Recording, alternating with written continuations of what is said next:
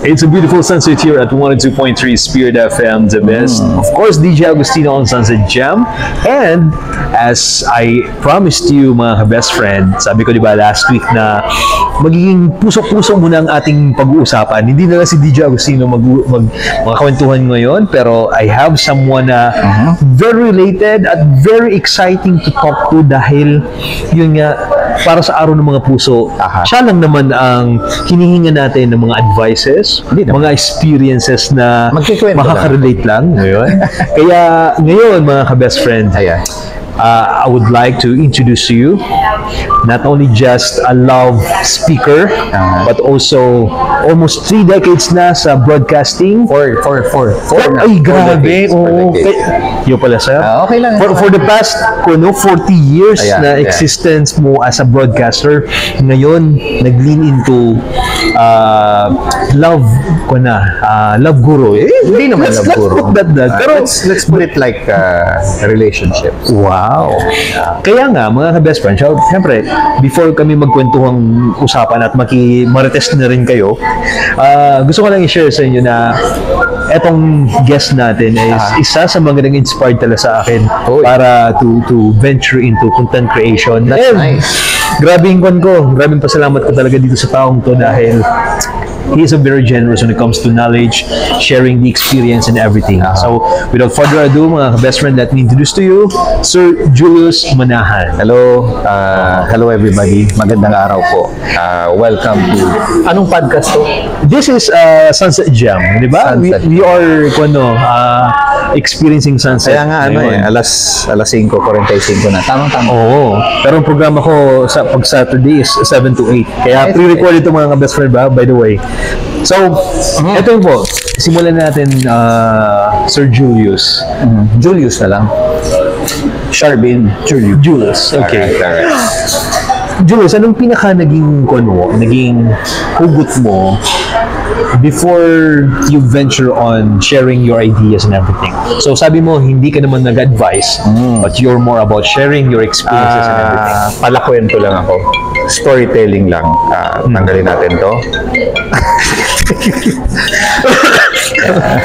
Okay lang yan, makakakat mo niyan. Okay. More of, a storyteller. Or, tawag na? Yan nga, sharer. Di ba? So, ano yung hugot ko? I think it's yung mga lahat ng pinagdaanan ko sa buhay. Okay. Anyway, ano naman ngayon Chinese New Year. I remember Master Jade. Si Master Jade, nga pala hindi natuloy yung natin, yung parang event namin for New Year's, Chinese New Year's Eve. Feng Shui Master kasi siya. She's based in the US. Okay. One day, hindi hula ano ba tawag doon? Parang reading. Pag-reading. Baza. B-A-Z-I. Parang Bazi chart. Okay. Na-found, tas ang hiningi niya lang sa akin is birth certificate ko. Anong araw ka pinanganak, syempre. At saka yung oras, importante pala yun. Talaga? Yung eksaktong oras. Nung hinanap yung birth certificate ko, na-found out ko na I was born on a Wednesday, February 15, exactly 12:45 in the afternoon. Lunch. Yun ang binasihan niya. So iba yun sa pamrili kasi pinabasa lang. Pero yun yung pagkabuhay mo tapos yung mga yun ang binasehan niya. Yung kailan ka pinanganak, anong oras, anong araw, exact time, pati kung pwede nga seconds daw Wow. Yun ang nakalagay naman yun sa birth certificate. Okay, so that particular time, nasa Cebu ako noon, ang una niyang sinabi sa akin, base doon sa chart ko, half of your life, naghirap ka. Ang dami mong pinagdaanan. Puro kalbaryo ko ba? Pero good news, nasa ka na ngayon nag-cross ka na sa half of your lifetime. Puro good naman. Puro ginhawa naman, in a way.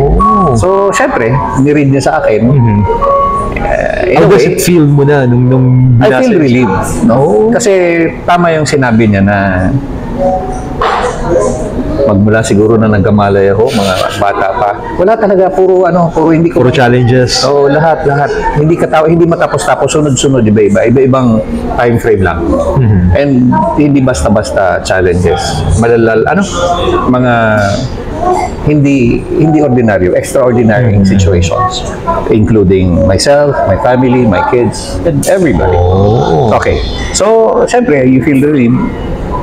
Sabi ko, antayin ko na lang. Pero may sinabi siya like, but you have to do this. So may recommendation siya. Condition. Sinabi niya na you have, hindi ko makalimutan yun. Kailangan mong i-maximize yung talent mo, yung skill mo. Pero wala siya sinabi anong klaseng skill. Hindi niya naman sinabi. Kailangan niyong ma-maximize kung anong gift na binigay sa'yo. The gift itself. Sagarin mo yun. Dapat ibigay mo lahat. Hindi para sa sarili mo, para sa ibang tao. Ayun yun. Pero ganun ka wide. Tapos ano pang mga sinabi sa'yo about parang prediction ko na? Yun nga, yung money flow before medyo hindi nga nagpo-flow. Hindi nagpo-flow. Money kon siya barado. Tapos, yun nga, hindi ko alam kung kailan nagsimula yun. Basta sabi niya, you're into it. No? Sabihin na natin 80 yung lifespan mo. So, 40 or whatever. No? And so far, so good. Nakikita ko naman yung sinasabi niya na nagkatotoo. And a couple of weeks ago, tumawag siya from the States. Nasabi niya, ang una niyang sinabi, naalala mo yung reading ko sa'yo. Yun lang. Sabi ko, hindi ko makalimutan yun. Yung detalye, hindi ko na kailangan ikwento. But, in a way, nag-manifest. Grabe. Pero, basta, kailangan mo lang talagang gawin yung kondisyon na sinabi niya. Hindi, yun, in general yun. Kumaga, hindi siya specifically for me. Pero yun ang nakikita niya sa chart ko. Okay. Basic chart. So, nung sinabi sa'yo na maximize your gift or your your skills, may nag-spark na sa'yo kung ano yung dapat mong gawin? Hindi. Wala. Basta ang alam ko lang kasi 40 years ka na sa radyo, sa broadcast, sabi ko gagalingan ko to kasi karamihan nga ng friends ko nagsasabi, you have the skill, you have the talent, tapos you have the medium, you're in broadcast. Ba't hindi mo gamitin? Yun ang pumasok sa akin. Yung content creation, wala yun. Wala pa ako dun. Pero, yan sir, with your story, how did it started to share your content? Paano ako nag-start? Ang kwento niyan simple. For so many years, sa Facebook, nakataga ako sa 25,000 followers. Hanggang doon na, hindi siya nagbabago. Yung TikTok naman, siguro mga 300 followers lang. Okay, so one day, I tried making a content. Although, sabi ko nga sa'yo, yung mga unang content ko, mas maganda pa yung ginawa mong content ngayon kaysa sa mga nauna ko ginawa. Pinagtatanggal ko na sa post ko kasi maski ako, susuka ko kung tingnan yung sarili ko, whatever yung ginagawa ko. So, one day, in my daily quest for making reels, out of nowhere, may nagawa akong content na hindi ko naman plinano. Pinost ko lang sa TikTok. Umuwi ako sa bahay. 300 followers lang ko, more or less. Kaya sa bahay, may nakikita ko. Sabi ko, ang dami na. As in 6 hours, 1 million views. Grabe. Paano nangyari yun? Hindi ko alam. Siguro actually napanood ko yung yung pinaka-trending mo na video sa TikTok. Okay. And it's very simple, simple idea, pero very direct and everybody experienced it. Hindi ko alam yun. Basta ginawa ko na lang siya. So, ilang views na nagawa mo, sir, bago yung nagganon? Marami na. O ilang months na? Mga 2 months na siguro. 2 months na siguro. So, pero hindi ako consistent na daily gumagawa. Pag naisipan ko lang. So yun, nag-click siya. So, in-upload ko ngayon sa Facebook. In-upload ko ngayon sa Instagram. Whatever. Ayun, and the rest is history. Akala ko one time lang. Gumawa ulit ako na walang kaplano-plano. ayun, Another 6 hours ulit na 1 million views. So, dire-diretso na. Hanggang, wala na. The rest is history. Mas lumaki yung following ko sa Facebook, pati yung TikTok, and the rest. Anong difference yun ng nasa broadcasting ka versus content creation? Broadcasting, I started as a jock, just like you. It's more on entertainment. You please people. You play songs for them. You do ad-libs. News and current affairs, nagbabalita ka lang ng news. Pwede ka rin mag-comment, pero let's accept the fact na maliit na yung market ng traditional media as compared to social media. So yun, sinabay ko lang. Nasa broadcast media ako at the same time. Pinopost ko sa social media. Sabay lang. Anong difference? What do you think is more purposeful para Kasi, sa'yo? Purposeful? Social media. Kasi mas marami kang naaabot eh. Pag broadcast ka lang, libawa, Legazpi ka lang, o Sorsogon ka lang, o Naga ka lang, o dati sa Cebu lang ako. Hanggang doon ka lang sa area. Directly na makikinig sa'yo on air. But with social media, it's, Pero walang limit. For your personal preference, saan ka ba mas tingin mo mas Siyempre, flourish at comfort mas zone masaya? ko ang comfort zone ko ang traditional media. Radio, TV, pero challenging yung social media. Very challenging social media. And napapanahon. Pero para sa'yo, sir, anong mas fulfilling para sa'yo? Yes, it is. Kasi makikita mo sa comments, makikita mo sa messages. Although hindi mo na kayang i-address lahat. But na-realize ko siya na ang dami palang nangangailangan ng tulong na hindi nila alam kung sino tutulong sa kanila at hindi ko rin alam na kaya kong tulungan sila. Gets mo? So, now, kung ma-address natin yun, kung paano gagawin, that, yun nga, di ba yung event natin, that they be able to reach out to us and we'll be able to reach out to them on a particular platform or a particular event. Yun. Kasi, as of now, wala eh. Hindi ko kayang i-address lahat ng comments, hindi ko kayang sagutin yung engagement. Hindi ko rin kayang sagutin yung lahat ng messages, TikTok, Facebook, Instagram, whatsoever.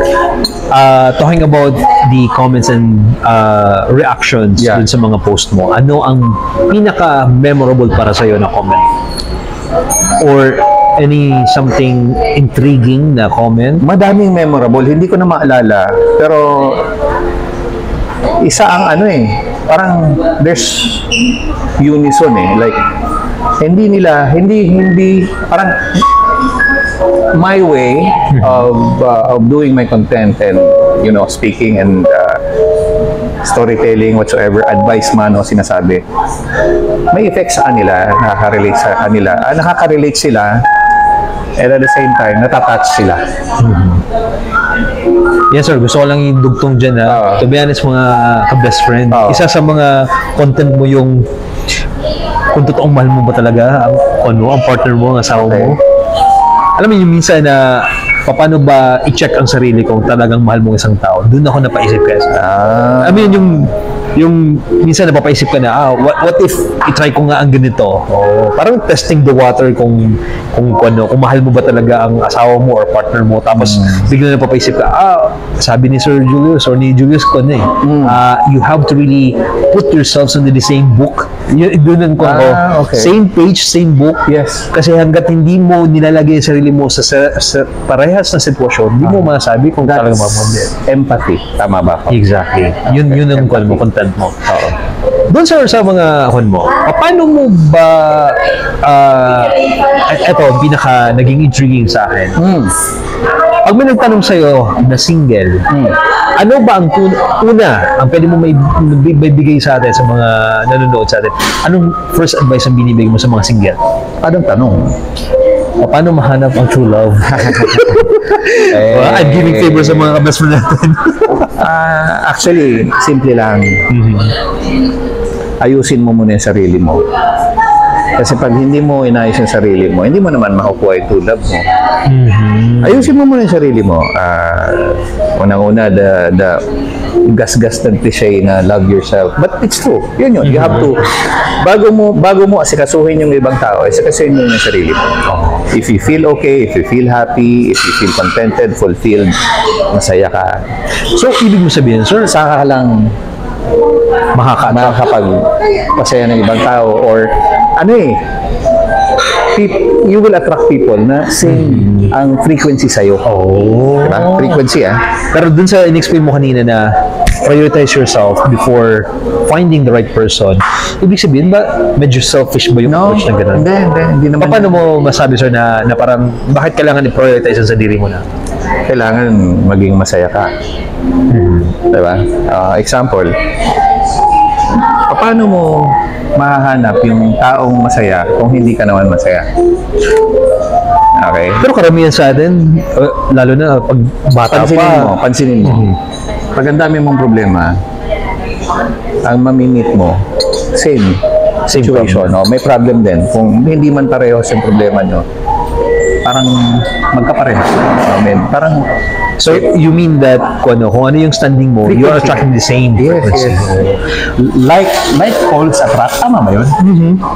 North-south pole, something like that. Ang question ko, sir, is kung ang standing mo sa buhay is positive ka, ibig mo sabihin is kung kontento ka na sa sarili mo, bakit kailangan mo pa maghanap ng iba? O maghanap ng Actually, tama ka. Hindi mo naman kailangan idepende yung kaligayahan mo o happiness mo sa ibang tao. Kasi ikaw mismo, kaya mong paligayahin yung sarili mo. Yung happiness kasi, wala naman sa'yo. Para sa akin. Yung happiness ko, nasa akin. Yung happiness mo na sa'yo. Okay? Kaya pala may na-connect ko lang, sir, itong isa sa napanood kong reels na ang definition niya about finding the person na partner mo or sabihin natin jowa mo, asawa, whatsoever. It is not about what you like about the person. It is the reflection of who you are that is bounding. Actually, reflection yun. Reflection yun. Ang pinakamaganda dyan is nakilala kita. Masaya na ako sa buhay ko. Tapos hindi ko alam na babae ka halimbawa. Merong babaeng masaya na rin sa buhay niya tapos nagkakilala tayo. Perfect match yun. Diba? Kasi ako, satisfied, masaya na ako sa sarili ko, hindi ko hahanapin sa iyo. Same thing, ikaw din, hindi mo rin hahanapin sa akin yung kaligayahan mo. Okay, may tanong pa dyan may nagtanong niyan sa akin anong gusto mo? Yung mahal ka o mahal ako na gusto ka o mahal ako na gusto ako? Siyempre, ang sagot dyan, simple lang naman. Gusto ko yung mahal ko at gusto ko. Hindi yung mahal ako at gusto ko. Kasi hindi naman ako magiging masaya. Siya magiging masaya sa akin. Ako hindi magiging masaya sa kanya. Kasi iba naman yung gusto ko. Okay, so it should be naging tayo kasi gusto kita. Mahal kita. And same way around. Ikaw din, di okay tayo. So, parang i-connect ko lang, sir, sa parang kape, kasi nakuha yung attention mo. Ang pagiging single, kailangan mo na punin mo yung kape mo para meron kang i-share na kape. Hindi yung meron kang kape, ay parang pasarap yan. Tapos, hingin ko yung kape. Good analogy. Perfect. Ganun yun. Kaya pala, i-commercial break ko lang, sir, na kaya pala yung natin, usapang kape. Magsisimula sa you have to taste your own coffee first before you share. You have to make your own coffee. Kailangan mo timplahin yung sarili mong kape and you drink your own coffee before ka tumimpla ng kape para sa ibang tao. And actually, hindi mo kailangan tumimpla ng ibang kape para sa ibang tao kasi marunong magtimpla yun. Exactly. Makakapagtimpla siya sa doon ka makakasabi that you are in the right person. Actually, nararamdaman yun Huwag na nating i-complicate. You will feel that you're with the right person pag nararamdaman mo. Kasi the moment na nararamdaman mo na hindi siya yung right person, hindi talaga yun. I'm after the feeling, the actual feeling. Pero kung ko lang yung last mo na post, I think yesterday o nang isang araw, that aside from doon na naramdaman mo is kung anong napaparamdam sa'yo doon mo masasabi na tamang tao siya. Kasi yung topic mo last time. Yeah, if you're with the right person, it will bring out the best in you. If you're with the wrong person, it will bring out the worst in you. The question, sir, Yeah. actually, itong intriguing question about sa mga single na yung best para sa kanila is to please their jowa. Na yun ang extreme emotions. Wala na tayong happiness. magagawa eh. Sila yun eh. Okay. I mean, pero yun yung tanong ko. Kung ang jowa mo o ang partner mo is palagi kang excited, palaging masaya. Tapos, may mga times naman na pag nag-aaway kayo, pinaka-worst naman na nararamdaman mo. And how to deal with it. extremes. Yes. Ano yan eh, kung ano ka, yan ka na. Nobody changes overnight. Not unless he or she goes through a realization and then he or she decides to change for the better and he or she decides na tatanggalin ko na to, dito na ako. Pero dapat hindi yun gagawin niya yon, hindi niya gagawin yon para sa i-please ka. Exactly. Magbabago ka dahil para sa iyo yun. Anong difference, sir, kapag nagbagong isang tao dahil dun sa partner nila? Nagbago. Ano ang difference? Kasi sinasabi mo that pag magbago ka, it's not for the sake of your partner, Yeah. but it's for your own sake, for Dapat, your oo. decision. Oo. The question is, kapag ang motivation or the reason behind sa pagbabago is dahil sa partner mo, anong mangyayari? Isa lang naman yun. You will not be happy. You will not be happy kasi nagbago ka para sa kanya. Dapat nagbago ka para sa iyo. Nagbago ka para sa iyo, you will be okay. And that person na kasama mo, magiging masaya sa sayo kasi okay ka na as a person. Okay? Kuha mo? Yes. Kasi, simple lang. Wag nating komplikahin to. I mean, ang dami kasing drama eh. Ang daming drama na nangyayari sa mundo. Pero hindi nila nakikita na kailangan lang i-simplify. You know, why complicate things when you can simplify? Habang sinasabi mo, simple lang. Pero marami napapanood ko o nakikita ko sa mga post na kaya daw or aawayin kita para daw mas masarap ang Lambingan. Pwede naman yun. Ano lang yun? Parang trip-trip lang. Oo. Hindi, in a matter, parang pakonsuelo lang ba? Pwede naman yun. Pero karamihan mga ganyan eh. So, pwede naman do you think, sir, na sa pagdating Kung sa... masaya, bakit hindi? Pero nangyayari niyan.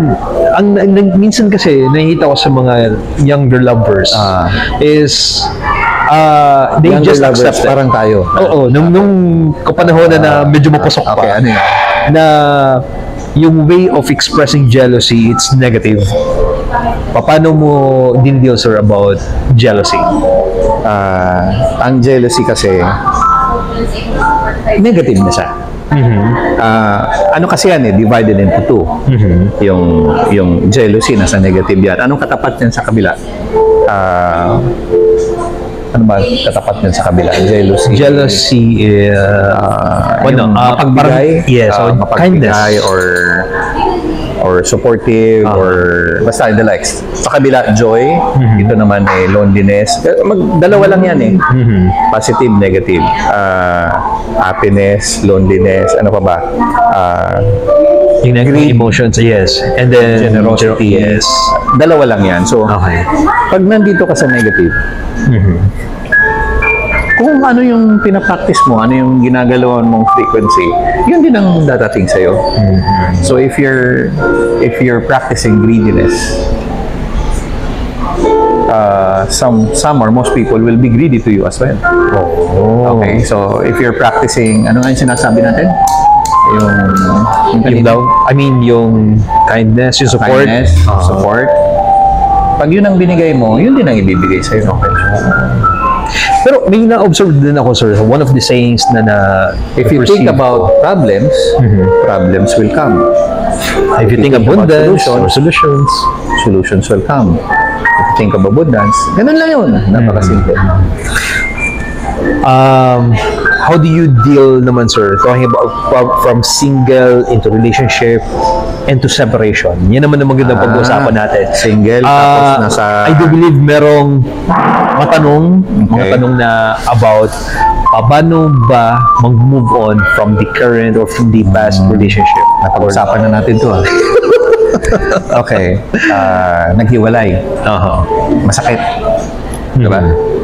Sabihin na natin nainis ka kahit galit ka, masakit pa rin yun. Kasi you got used to the person, you got used to the relationship, matagal mo siyang kasama. And ang mabigat doon yung emotional investment. Nag-invest ka eh. Oh, yes. Nag-invest ka. Nagtiwala nag-invest ka, even financial. Kung ano pang investment, sinabi mo. Okay, masakit yun. Unang gagawin, wala kang magagawa, masakit eh. I-feel mo lang siya. Namnamin mo yung sakit. Feel the feeling. Sabi ko nga, mauubos din yan, mawawala din yan. Ilang buwan, ilang taon pa yan. Mawawala din yan. You get used to it. Okay? Pag wala ng sakit, ano na? Ibig sabihin, nasa process ka na ng healing. I-heal mo na siya. Although marami kang gagawin, like, i-block mo na siya, mag-involve ka sa sports activities, di ba? Maraming pwedeng i-divert mo yung isip mo para mawala mo yung attention mo, makalimutan mo siya. In a way, hindi mo siya makakalimutan as a person. Makakalimutan mo yung relationship, yung experience. Yung emotion. Yung attachment. Emotional attachment. You now began to heal. Okay? And then, pag nag-heal ka na, okay, ready ka na, you can now move on. Yun ang stages, di ba? So, pag nag-move on ka na, yun, panibagong, di ba? Sabi ko nga sometimes kini-question natin kung bakit nawala sa atin yung isang tao, may nawalang isang bagay. But minsan, marirealize natin, ay, kaya pala. Kasi may pumalit na mas okay. So, bagay man yun na tao. Pinaka-biggest takeaways natin ngayon sa viewer is, once you lost somebody, it means it's not yet for you. Yeah. Okay. There's something bigger than that. Or pag you'd be able to keep that person, that thing, whatever, sa'yo talaga yan. Pero pag nawala yan sa'yo, hindi yan para sa'yo, hindi mo yung kailangan. So, ibig mo sabihin, sir, hindi na dapat humabol? Hindi na. I mean, gusto ko lang iwan ng mga viewers natin. Pwede habol if you have the reason to make habol. Kasalanan mo. Inamin mo. Suyuin mo. Humingi ka ng tawad.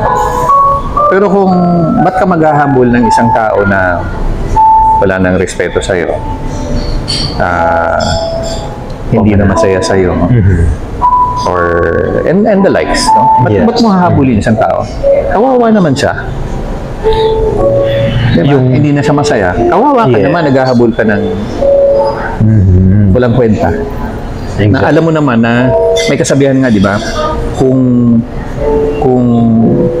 ang isang tao na wala sa'yo, let him go, let her go. Pag bumalik yan, sa'yo yan. Pag hindi na bumalik, ibig sabihin, hindi talaga kayo.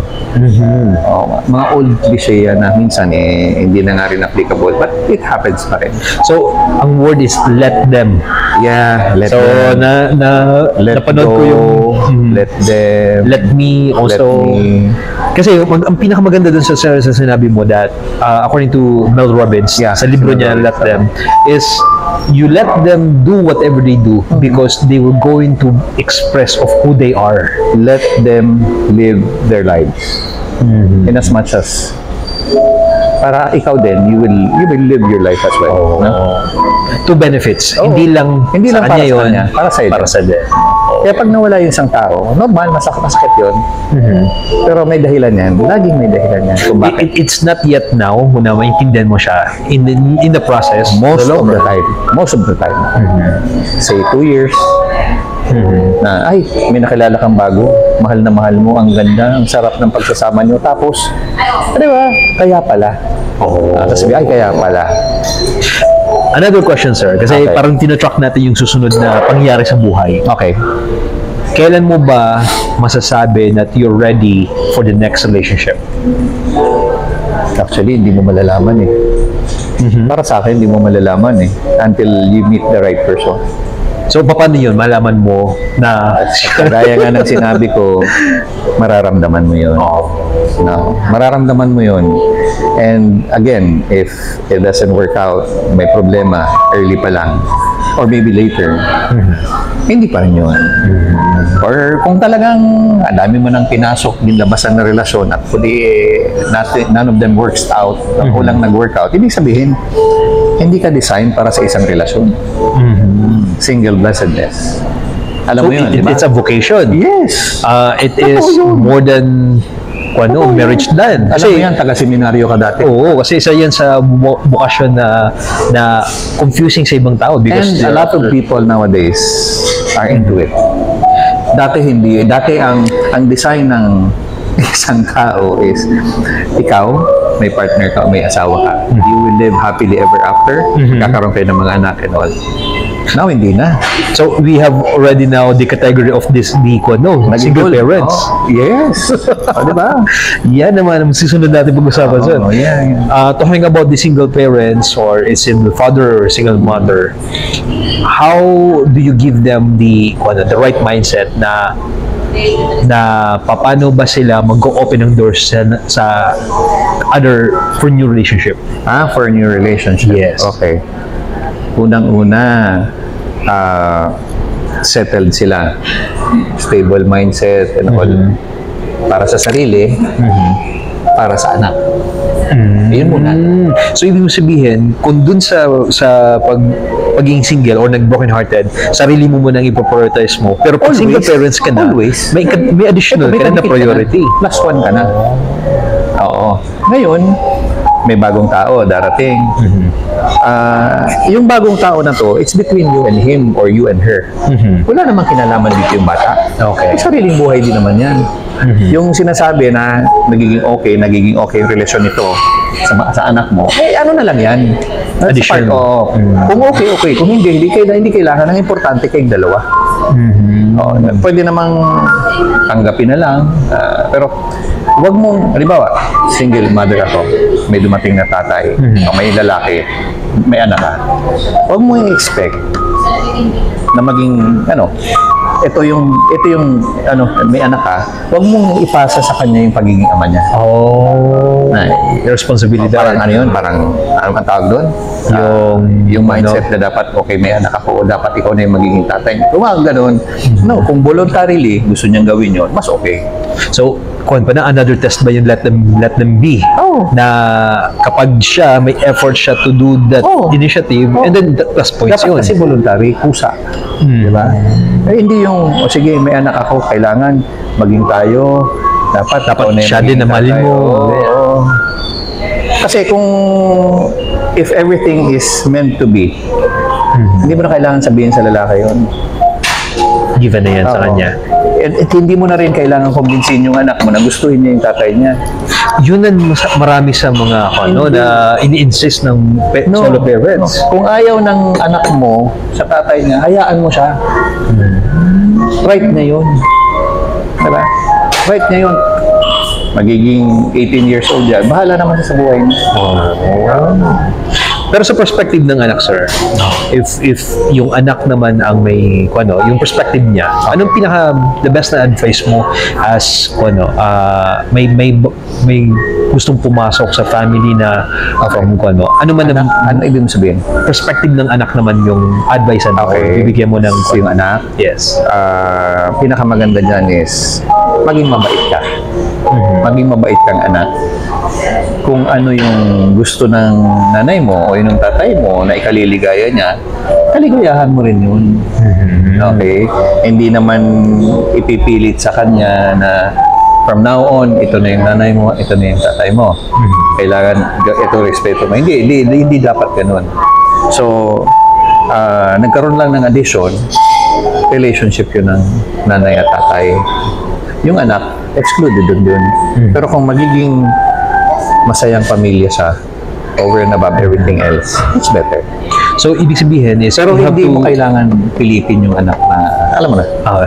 So, sa mga anak natin na nakikinig ngayon, ang gusto mong sabihin na kailangan bigyan mo din ng sarili mo the space Yes. to open the doors. Pero don't oblige yourself for that. Oo. Alam mo na. Acceptance. Tanggapin mo na yung nanay mo ay tao lang, yung tatay mo ay tao lang. Kailangan niyang may kasama sa buhay. Kailangan niyang may mahalin at may magmamahalin sa kanya. Tanggapin mo na lang yun. Oo. Di ba? Isa ba yan sa magandang perspective na if you know how to accept things, Yeah. most especially sa family, is it a guarantee also that once na magkaroon ka ng sarili mong pamilya, it will be more harmonious dahil dun pa lang sa immediate family mo start. is no ano. Sinimulan mo ng maayos.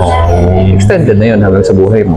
Pero kung sinimulan mo ng pangit, baka So, parang ibig sabihin, kung masama ang loob mo sa magulang mo, don't expect na ang mga anak may mo... kasabihan tayo. Ito talaga naniniwala ako dito. Aha. Kung ano yung ginawa mo sa parents mo, yun din ang gagawin sa'yo ng anak mo. Okay. In a way, nangyayari siya. Cycle siya. Yes. But you can break it. Alam mo ang You tawag can ko, break it. ano ang tawag ko dyan, sir? Family curse. Sumpa. Dahil sa Pero pwede yan baguhin. kaya nga, yun ang pinaka-the best Break the doon. cycle. It can be cured. Okay. It is your decision Okay. kung saan. Kasi meron... Sino magbabago noon? Ikaw. Exactly. Yun ang pinaka-the best doon. Hindi siya yung family curse na wala ka na magagawa. Yeah. Halimbawa, ako yung parent. Yung anak ko may ginawa sa akin. Walang magagawa yung parent para baguhin ang lahat. Ikaw lang ang may magagawa. Kasi it will start from you. Ikaw, onwards. And pinakamaganda na nakita ko, sir, is kung anong ginawa ng magulang mo, that's the best version they can do for their parenting style. And for you, hindi yan enough. Pero pag ikaw naging magulang, kung ano man the best na pwede mong gawin bilang magulang, yun din mabibigay sa'yo ng anak mo. Pero yung anak mo, hindi mo makasabi na enough na yung ginawa mo. No. So, in that sense, na kapag binigay natin yung mindset or the realization na yun ang version nila, yun ang pinaka-the best, then we can accept that na Usually, ang magulang Ano naman, yun? they will give up the best in them to rear you, ibigay sa iyo lahat, no? Kaya lang, kung minsan, depende na rin sa kakayahan. Hindi naman lahat nabibiyayaan ng, especially material things, but yung hindi material things, pwede ibigay yun. Love, di ba? Love. You pass on love from generation to generation. And maraming maling teachings na sometimes kailangan mo ng bigyan ng you have to put to a stop boundaries sa generation mo na hindi mo na maipasa sa mga anak mo hanggang sa iyo na lang. Pero kung ibig mo sabihin, sir, from generation to generation, merong iba-ibang klaseng parenting styles. Yes. Depende yun sa'yo. The question is, Personal. ano bang pinaka hindi nababago from generations to With the Filipino setup, yung paggalang sa magulang. Diba? yan ang hindi nalalaos. Hindi. Kasi Yan ang applicable in all Actually, generations. Actually, hinahangaan tayo ng ibang countries kasi sa ibang kultura, aside from Asian countries na karamihan pare-parehas, sa Western countries, hindi ganun. Although mayroong exceptions. So, yun ang sa tingin ko na magandang trait na kailangan, yung hindi nag-work, yung hindi maganda ang epekto sa pagpapamilya, tanggalin na.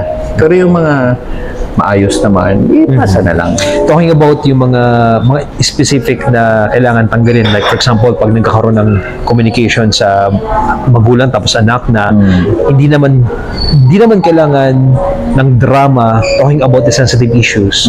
Pero dahil nga sa nakasanayan na pag mayroong gustong i-correct ang magulang, kailangan mo na may drama or kailangan dapat galit. mga ganyan ko, no? Yung mga traditions. Na hindi naman kailangan. Kailangan mo na magtampuhan lang. Diba? Pero personally, ako, sa mga anak ko, ay, normal yun. Hindi pagkakaintindihan, especially na lumaki sila na lagi ka malayo, normal yun. But ang kagandahan is, you're able to make up now and onwards. And isa pa dyan, magkakaroon ka talaga ng conflict with them. And pag nagkaroon ka ng conflict, I think, you get to be in a better relationship with each other. Kasi you get to know better, you get to know each other better. Yung pinakamababa mo, alam mo na. Yes. So, ibig mo sabihin, sir, bilang magulang, hindi ba meron kasi ako na-realize bilang parent is don't give everything to your children because they should be responsible for their own growth and development. Ano yan, let's put it like, yung mga anak natin, may kanyang life path yan. Same thing sa atin, may sarili life din path tayo. tayong kinataakan doon. Yung influence mo, hanggang dun lang yun. Pero yung decision niyan, kahit mga bata pa lang yan, marunong na yun mag-decide sa sarili nila. May sariling pag-iisip na yan. Yung influence mo na lang, may kahit kung anong gusto mo isaksak dyan, kung wala naman sa personality nila, hindi naman magiging, kumbaga, hindi nila kasi yun nga as a child, maliit pa lang sila, embedded na sa kanilang personality nila. 1 to 7, di ba?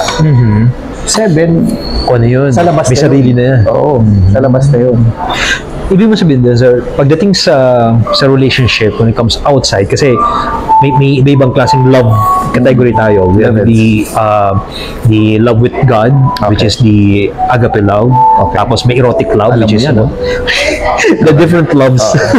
And we have also a relationship. And we have also relationship with filial love, which is parents and family. Ano bang sa love na yan, sa all categories of love, kung dumating sa punto na hindi ka na makakasabi na wala nang love kang nararamdaman sa isang tao. I mean, kasi may iba-ibang tayo. Pero kung sa part mo sa erotic love, nakasabi ka na hindi mo na, wala ka na na-feel sa kanya. Ang tanong, sir, is should you feel bad dahil hindi ka nakakaramdaman ng love sa partner mo? Of course not. Ibig sabihin, wala ka na nararamdaman, tapos na yung kwento mo sa kanya. If ginawa mo na lahat to fix it, wala pa rin nangyari, ibig sabihin, tapos na yung chapter mo sa kanya. It's either you part ways or not. Okay? If you wanna stick together, na wala na yun, yung particular na love na yun, pwede naman. Diba? Companionship. Pero kung ikaw ay gusto mo pang ma-experience ang sinasabing love na yun, na erotic love na yun, habang nabubuhay ka pa, at sayang naman, desisyon mo na yan. It will all boil down to a decision for yourself. So, ibig mo sabihin, sir, na love is a decision, not only just emotions. Love is a decision. Love is commitment. Love, I would not say love is all about emotions. Kaya nga, ibig sabihin, part lang siya. Oo, part lang siya. Part lang siya. Love is a many splendor thing. Diba? Wow, parang ganda. Ang dami components niya. Okay. Pupunta na tayo dito, sir, sa isang category or... Ay, sorry. Nasanay kaya ako. Grabe kasi respeto mo. Respeto ko sa iyo, sir. Anyway, so, Julius, yung Sabi nga niya, ang dami, sabi niya, grabe respeto ko sa iyo. Sabi na, sino ba yun? Sa isang pelikula. Babae, ayaw niyang galawin, di ba? Usapang ganda. Sabi ng babae, huwag mo na ako i-respeto ko, babuhin mo. Bastusin mo na ako. Diba? Walang yan. Commercial break. Moving forward to the another status ba? Okay. From single to broken-heartedness to married life to single to solo parent. Okay. Dumating na punto na nauna na yung partner mo. Namatay. No, namatay na tapos kuha ka na. Balo na. Or tawag dito? Anong bala sa English? Widow. Okay. Lalaki widower, di ba? Tama? Paano mo, or ano ang best mindset na gusto mong ibigay Ako? sa mga widow? Kung lalaki? Lalaki. Depende. Ano ba gusto mong gawin sa stage na yan? Depende sa edad siguro. No? Kung bata-bata ka pa naman, siyempre, alangan naman mag-isa ka. Alangan naman wala ka ng, alam mo na. Ano gagawin mo doon? Hindi mo nagagamitin. Di ba? So, depende siguro sa age. Depende na rin sa pananaw ng widow o ng widower. Kung ano yung gusto mong gawin niya sa buhay niya. Ano ba talaga gusto niyang gawin? Kasi magkasama sila dati nung asawa niya tapos biglang nawala. Ngayon, bagong setup to. Would you like to go back to that old setup involving another person, or would you like to thrive to this new setup na mag-isa ka na? Pwede yun. Diba? Same thing with babae. Hindi ko lang alam kasi hindi pa naman ako naging widow eh. So, maraming relasyon na nagkahiwalay kami, pero wala eh. So, you mean... Depende sa gustong mangyari ng tao. Kasi ako, ngayon, kung wala akong karelasyon, happy na ako mag-cycling. Happy na akong bumili ng motor, mag-big bike. Diba? Happy na akong mag-driving. Siguro, farming later. Or be with my kids lang na hindi na yung magtotropa na lang kayo. Yun na lang. Ibig mo sabihin that sa stage na yan, it's not anymore an obligation to have a relationship.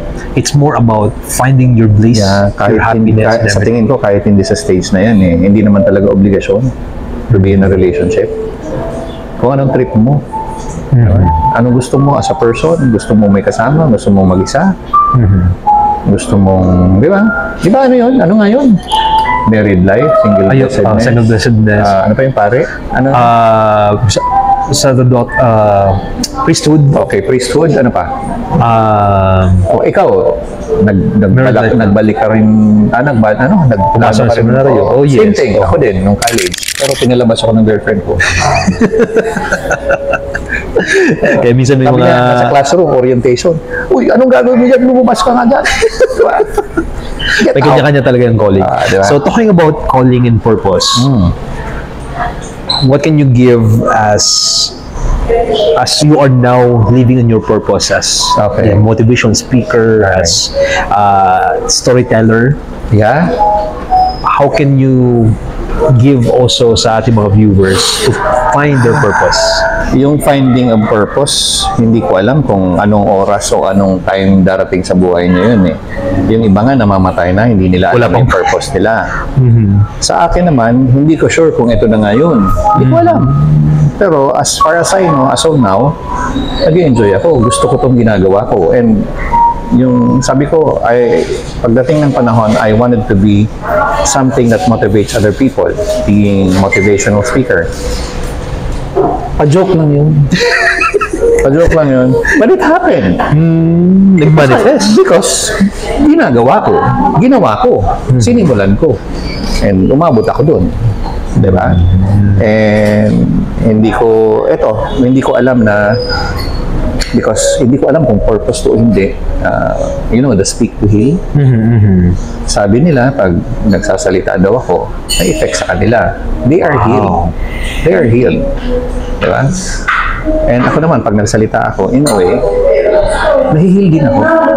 Wow! Nahihil din ako. Yun ang kagandahan sa ganitong kasing purpose sa buhay. Yung kwento kasi niyan, kung if we go back to the old kwento na naikwento ko na sa'yo, during those days na active pa tayo sa church, ang hiningi ko, 2 gift. Gift of discernment and gift of healing. Yung gift of discernment, agad siya. In a way, baka kulang pa. Not necessarily full, no? Yung gift of healing, ang iniisip ko ng healing, physical healing, yun talaga yung gusto ko. But sabi nga nung iba, na mga friends natin pare, nasa iyo na, tagal na. You're doing it na.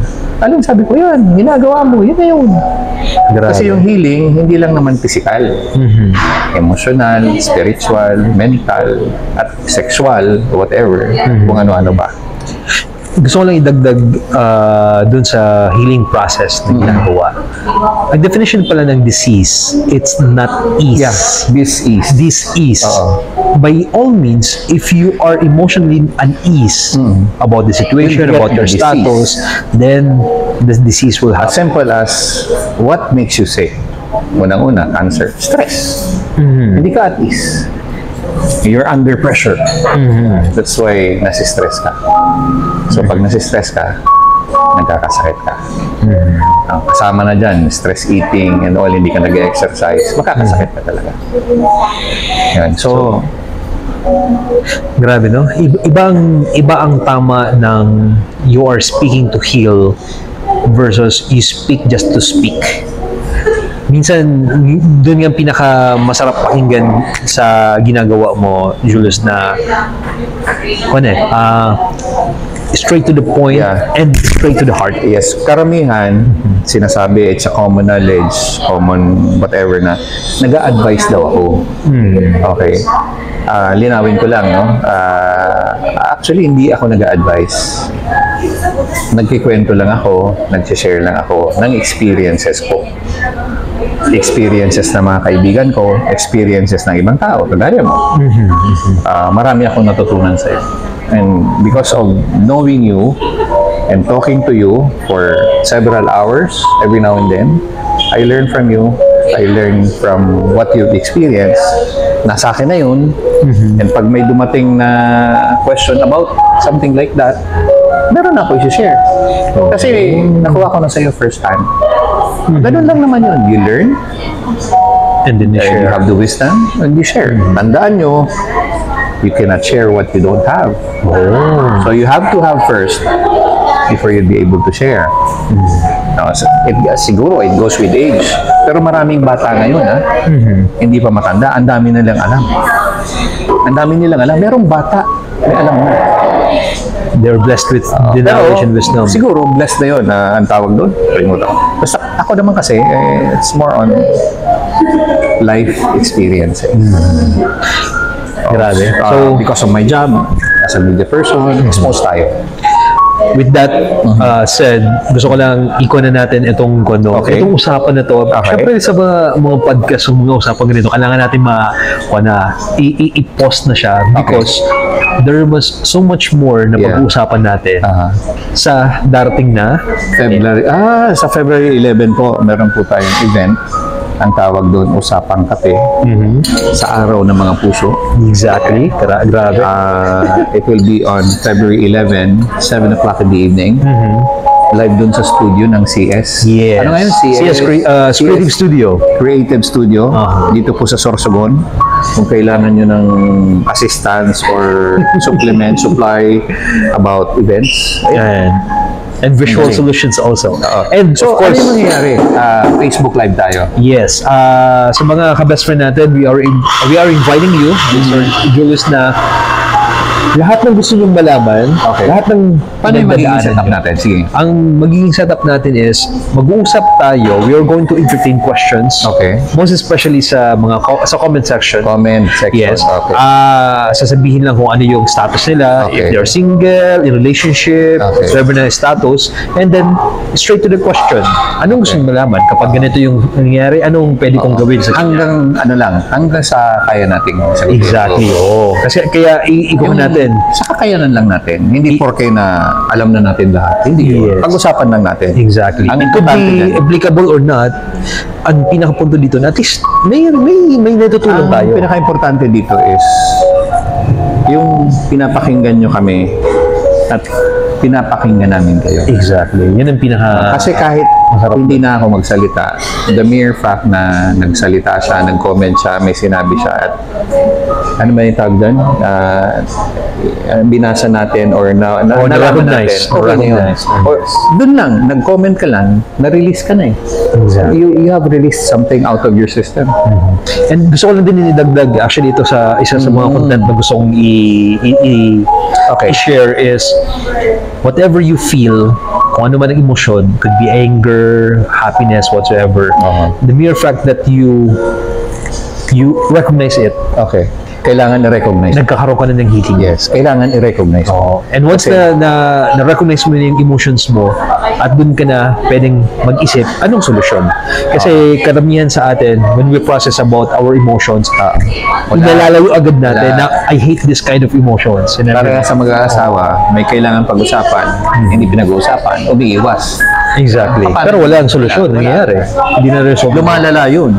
Lumalala yun. In the same way, sa sarili mo, kung hindi mo nilalabas yan, naku, Toxic ang tawag na dyan. Sasabog ka. Mahirap yan.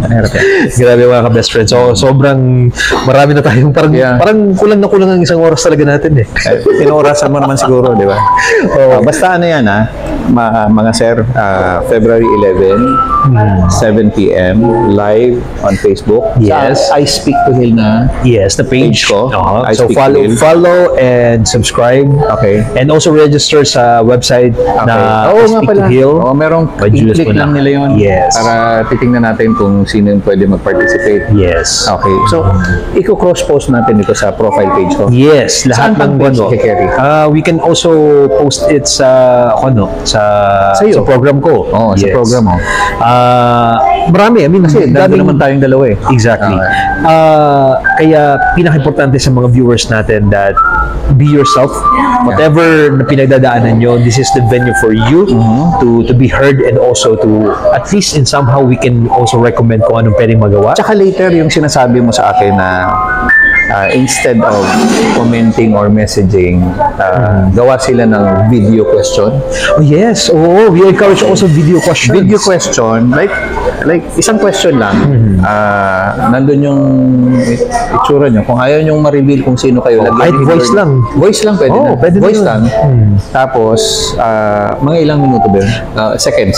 Seconds, ang Saan maximum nila na siguro. isi-send? Doon sa page mo. Sa page ko. Oo. Tapos, yun ang babasehan ko para sagutin yun. Exactly. Kung ano mang kondisyon yun. Kasi kung minsan, pag message lang, talagang it all goes down with the rest. Yes, so baka hindi mapansin, no? Hindi mo So mas mapapansin. malaking chance yun Pero na kung mabasa may or video mapag-usapan. post, video question, or Yes.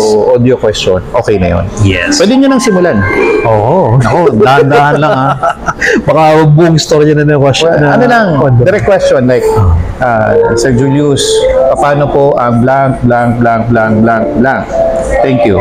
Tapos That's sabihin mo yung pangalan mo. Yun lang, salamat po. Ganun lang. Kung gusto niyo yung sensor, wag niyo na pong i-mention ng pangalan. Oo, okay lang. Or imimbento kayo ng ibang pangalan. Yes, okay. So, with that, mga ka-best friend, maraming salamat for joining us with this conversation. Nice. At ang sarap ng Gawin natin ito pag-usapan lagi. ko. Oh, sus! Pwede ba? For sure. Kasi, mga ka-best friend, aside from this, usapang kape sa Araw ng Mga Puso, we are also doing the podcast and also the conversation with the specific category or specific status Yes. na meron kayo na yun lang ang pag-uusapan, because naniniwala ako na itong usapan na to is marami pang pwedeng iserve tayo ng mga tao. At kung ano man ang pinagdadaanan nyo, doon tayo. Gaano ba kadalas to? Yung event natin, more or less, monthly or bi-monthly? Yeah, Or whatever. we have monthly ko, no? Monthly event. Podcast. Yung parang Yes. Facebook Live. Yes, Okay. and we have also the small group. Okay. Okay, na Specific topic lang. Yes, specific topic on a specific status. Okay. Okay. Opo. Okay. Yes. So, maraming salamat po mga best Ay, friends. pasalamat And- pala kay Ay. CS Creatives, kay Sharbin. Sayang. I-follow nyo siya. Sir, ano nga yung ano? Opo, CS Multimedia Production. Okay. And also CS Yung page Creativity Simplicity. And also my page po, Sharbin Saya. Magsisimula na rin May- itong mag-post ng reels niya. Yes. Simulan mo na, pare. Ayo, ikaw muna to. Simulan mo na. Na-launch ko na kaya Sige, last sige. week yung content ko. Damihan mo na. I am, ... tatlong dot yun because I am going to give the 3 points. I am ... Oh, Tapos? say it. Say it. So, talking about that, the 3 points will go with the how we feel, How we feel. how we think, How we think. and how we decide. How we decide. So, Uy, it's ganda, no? all about paano ipoproseso natin. Ano ang nga yung sarili natin. colors na yun? It's the blue, green, and yellow. Blue. Para dun yun sa the way we think. Tapos, recall lang yan. Pero, pinaka bottom line ng lahat, it's all about self-improvement. Paano ba natin... Self-development. And talking about relationship, para sa akin, yun ang gusto kong idagdag din with my content is, Pwede. ang pinaka-importante sa lahat ng relationship, it could be a single ka man, with relationship, or whatsoever, Okay. it's about relationship itself. Yes. Kasi para sa akin, you can be in the best version of all relationship if you have good relationship Bago with yourself. ang lahat. Sarili mo na. Totoo yun eh. Oo. And it's not being selfish, pare. Exactly. Yan ang pag-usapan natin dun sa content ko about that. Yan ang mga maling tinuro sa atin ng matatanda na binabago natin ngayon. Exactly. Tandaan niyo po, habang buhay kayo, habang buhay tayo, we have to learn, continuously learn. And in order to learn, we have to unlearn things. Sometimes, Yes. we have to unlearn to learn. The old mindset. Old the mindset, old practices, old paniniwala. Exactly. Hindi po lahat ng tinuro sa atin ng mga ninuno natin ay tama. Nag-evolve tayo. Maraming mali. Maraming mali. Okay, so yan mga Nabi ko na extra. Sige na, okay lang yan. So, maraming salamat po and have a nice evening. This is DJ Agustino with Julius Manahan. Sir, thank you.